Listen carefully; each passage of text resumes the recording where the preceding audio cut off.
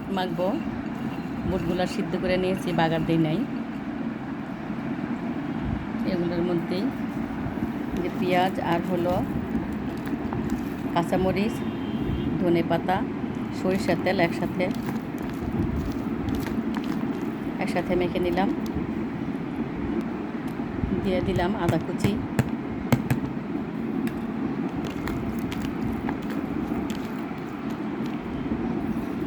এখন দিব শসা,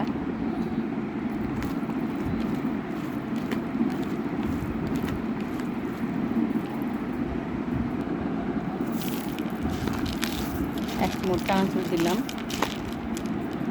সবগুলো একসাথে মেখে নিব, বলগুলোর সাথে একসাথে মেখে নিলাম।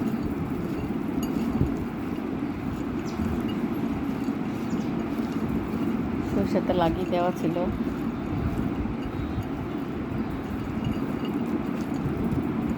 এ দেখি কেমন হয়েছে। খুবই স্বাদ। আর কয়েকটা মুড়ি দিলে আরও ভালো লাগবে। মুড়ি মিশিয়ে নিব, মুড়িগুলো একসাথে মেখে নিলাম।